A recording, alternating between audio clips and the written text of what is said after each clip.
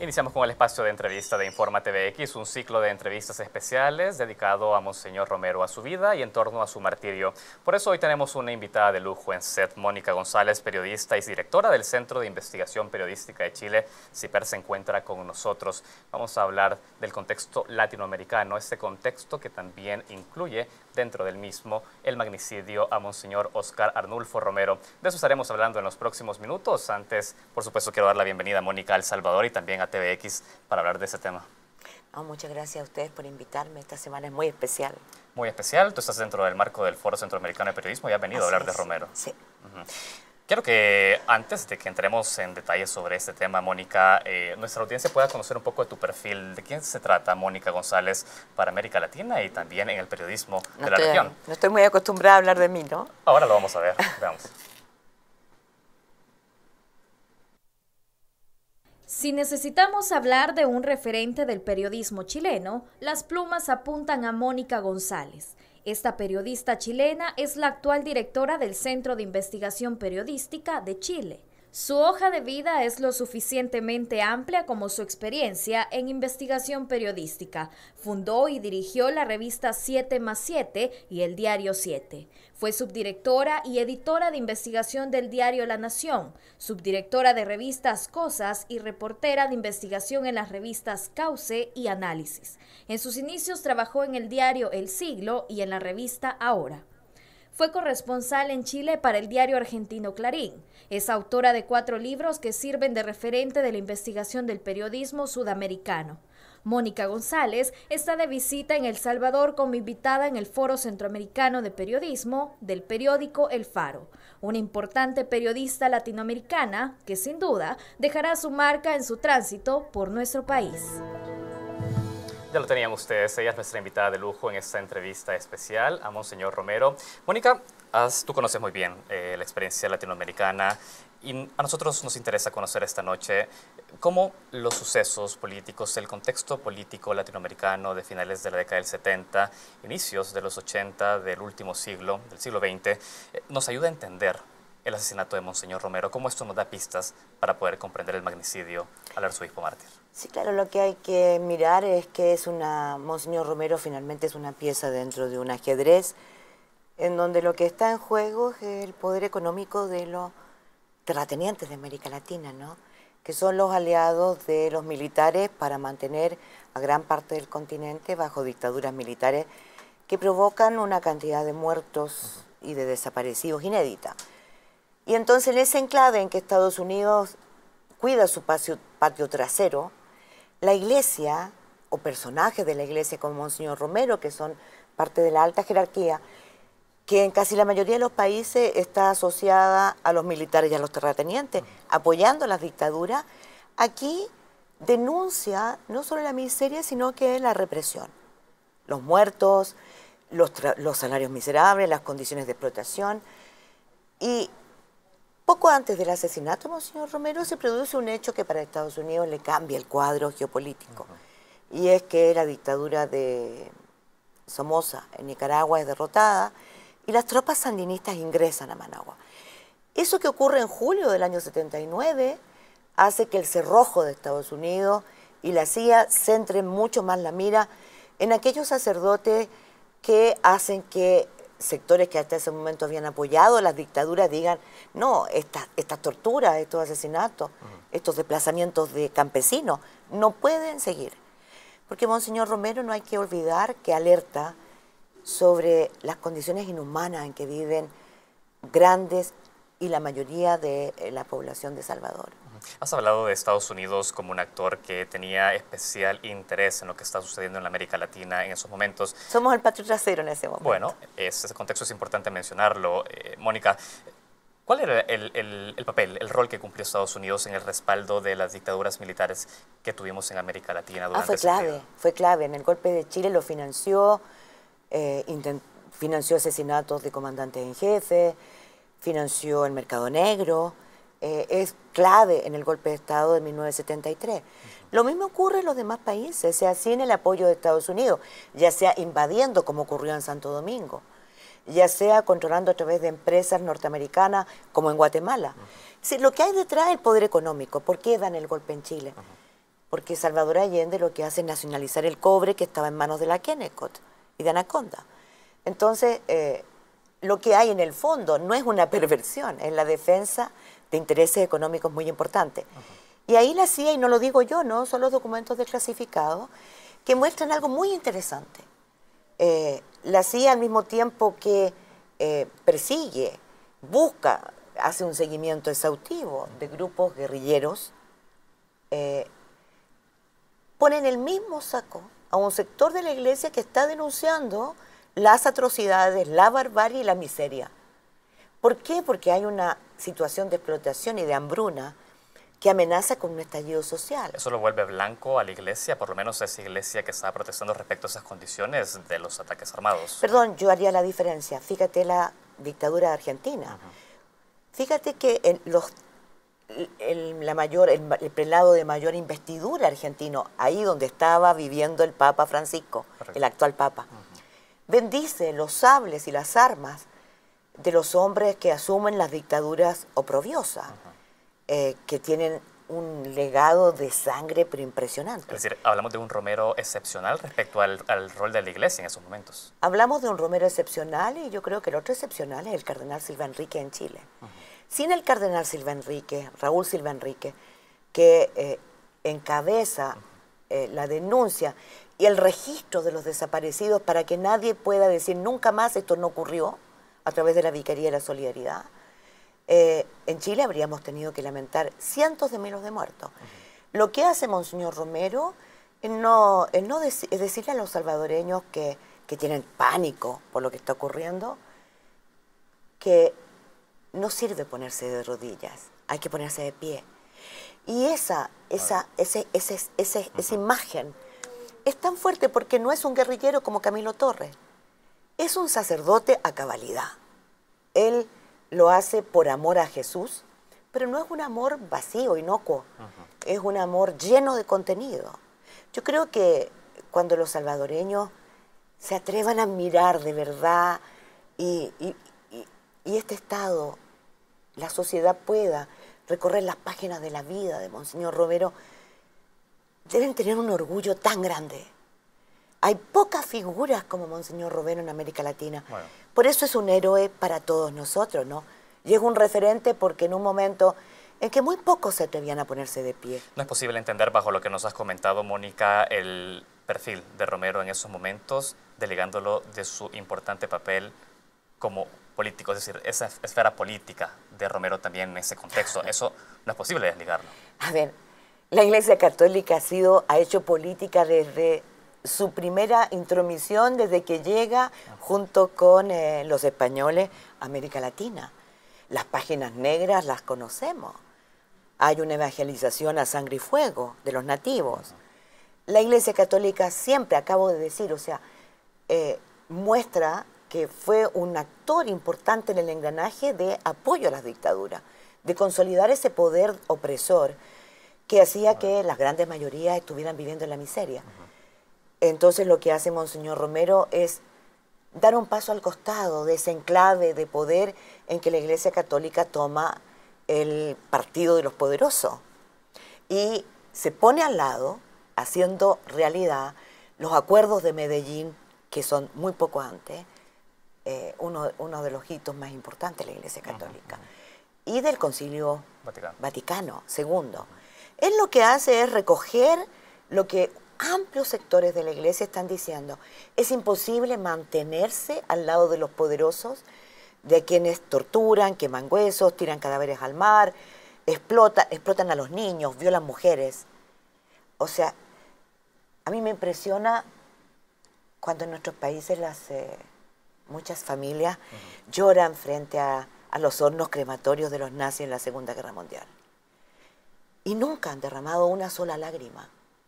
Nunca han tenido un solo gesto de compasión por los miles y miles y miles de huesos quemados de nuestra gente. Mónica, con esa reflexión yo quiero hacer la primera pausa de esta entrevista. Tenemos más temas para charlar. Has hablado de las condiciones de vida de la mayoría en esta América Latina. No podemos desligar ese contexto de la economía, de los intereses económicos sí, en torno a lo mismo. Quiero que hablemos de eso al volver. Nosotros hacemos esta primera pausa de entrevista, una excepcional entrevista con la periodista Mónica González. Ya regresamos.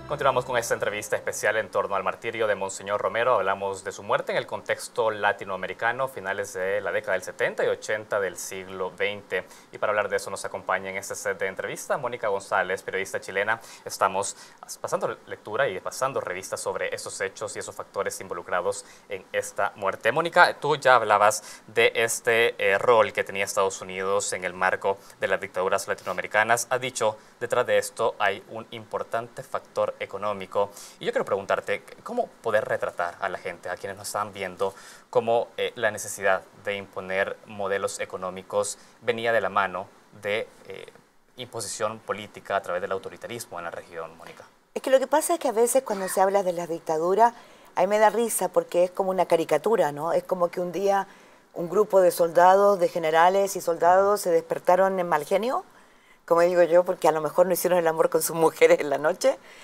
y salieron a matar, a violar mujeres, a quemar casas. Y no, no es así. Lo que está en juego es grandes intereses económicos.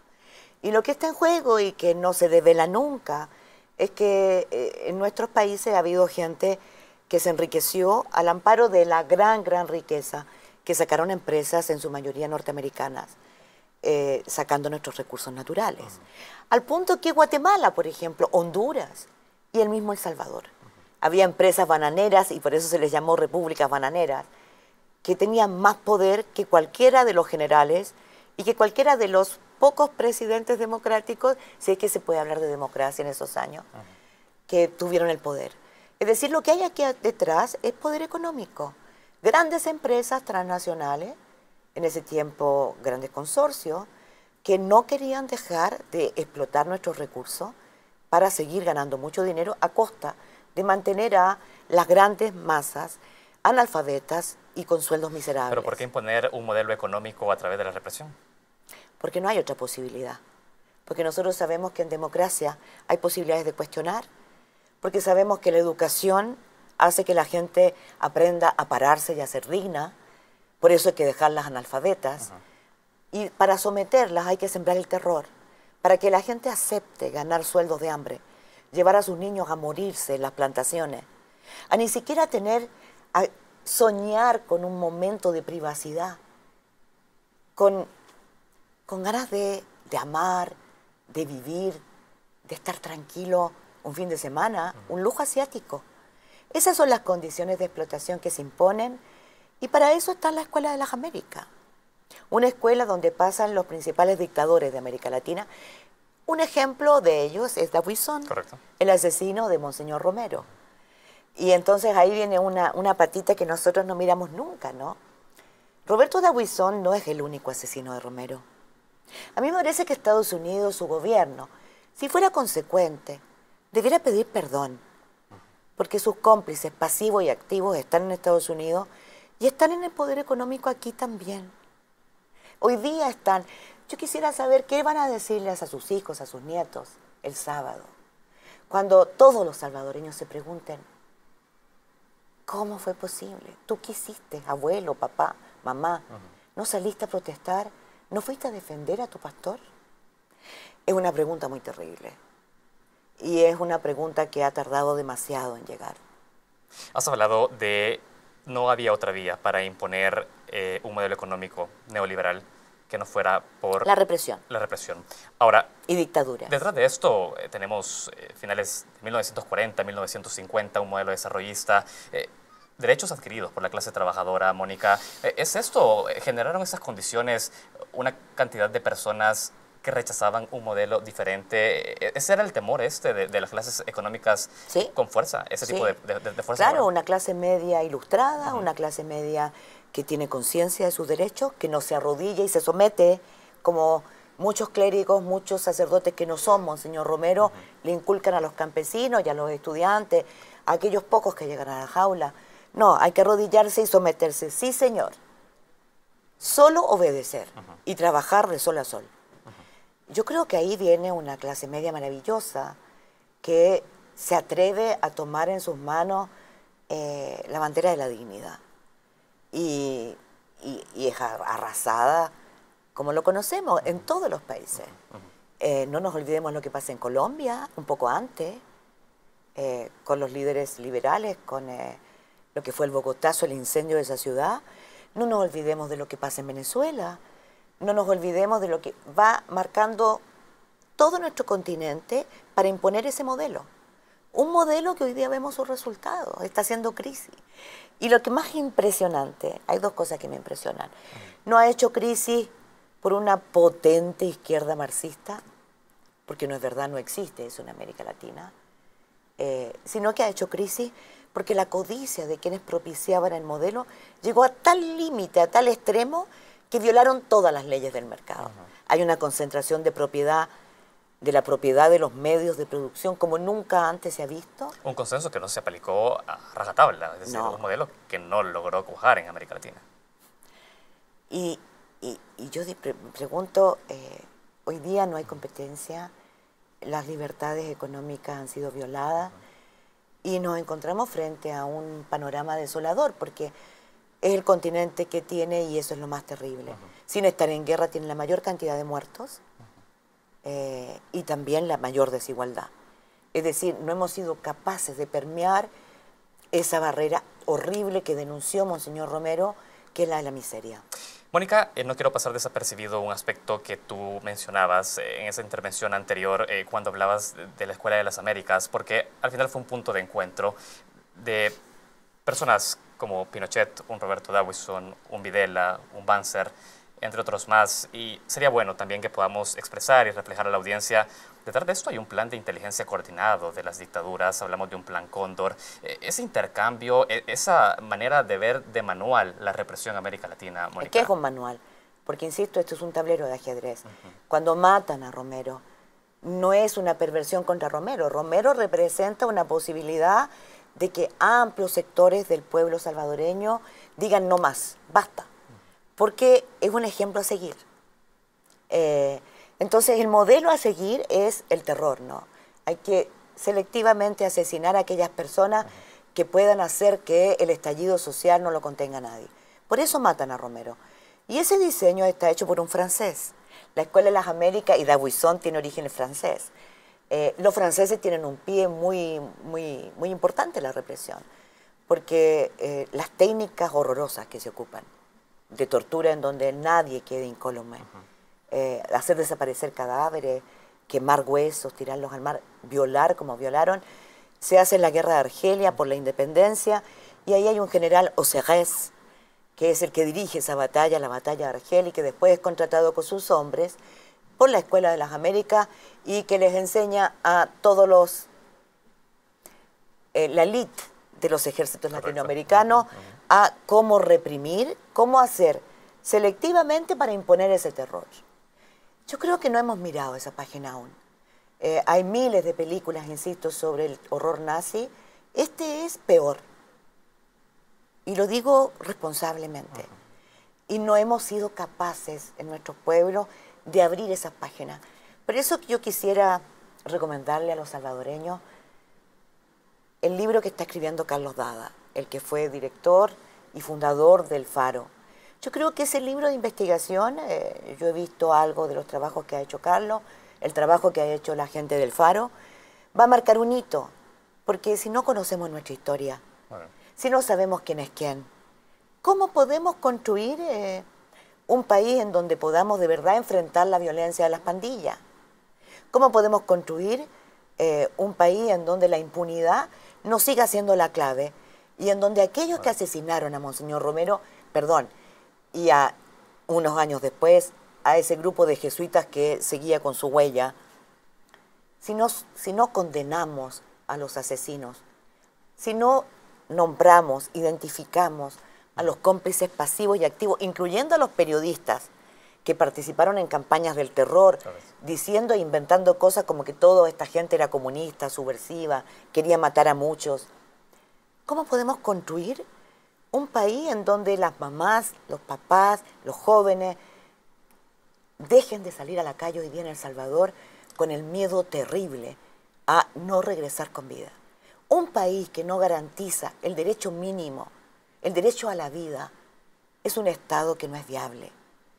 Si nosotros no entendemos aquello, si dejamos que los mejores de nuestros países emigren, ¿qué nos queda? ¿El sacrificio de Monseñor Romero fue en vano? A mí lo que me incita, Monseñor Romero, es a orgullo, es a no más, es a transparencia, a pedir cuentas, a que los jóvenes digan, sí hay una luz de esperanza. Qué bueno que lo digas como latinoamericana, Mónica. Nosotros vamos a hacer en estos momentos una pausa y seguiremos conversando. He dicho la importancia de la justicia y quiero que hablemos de eso al volver de este corte. Nosotros hacemos una pausa, enseguida volvemos con más de esta entrevista a la periodista Mónica González. Ya volvemos.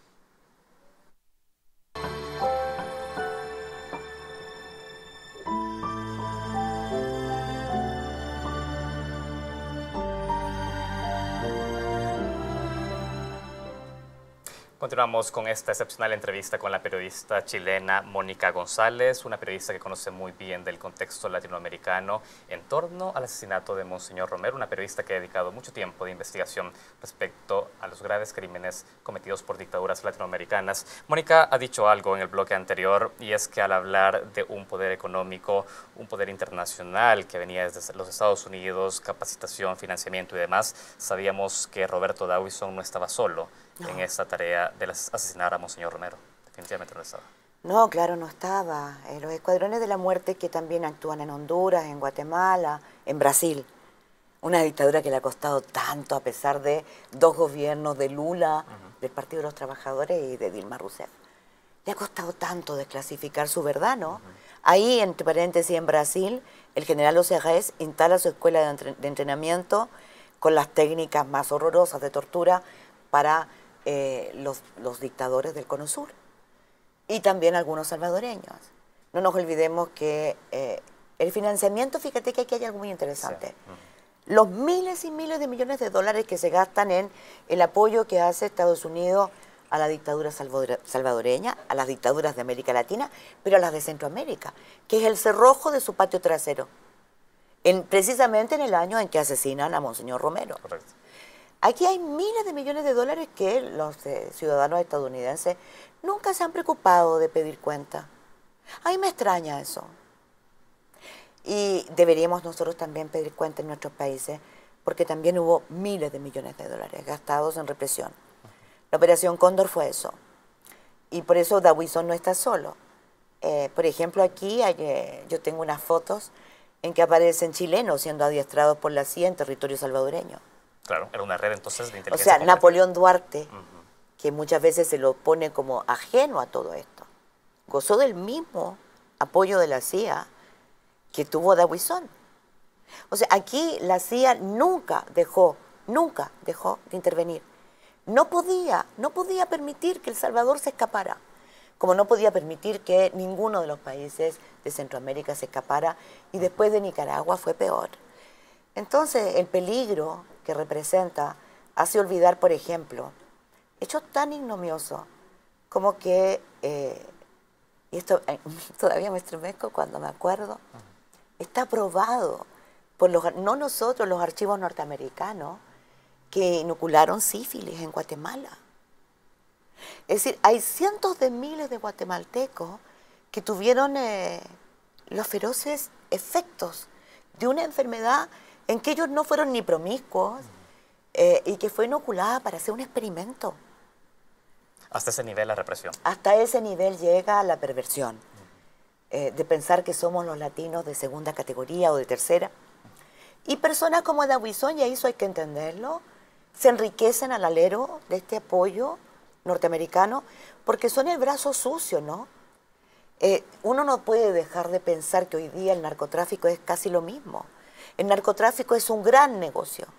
Lo que hay detrás de la violencia del narco es un negocio de miles de millones donde el gran consumidor está en Estados Unidos.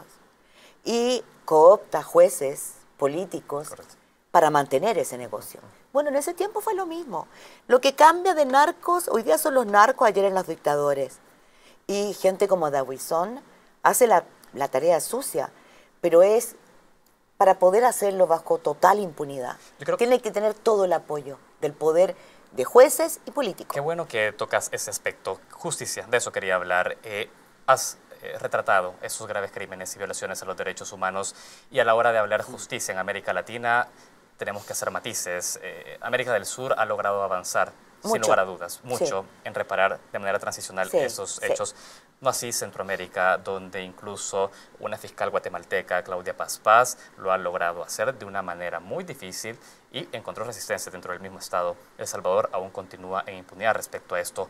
¿Qué nos permitiría entender los matices dentro de una misma región que vivió los mismos hechos, Mónica? Los matices son cómo la sociedad se levanta, cómo la sociedad se organiza y cómo los jueces se dan cuenta de que van a quedar para la historia como los cobardes más asquerosos.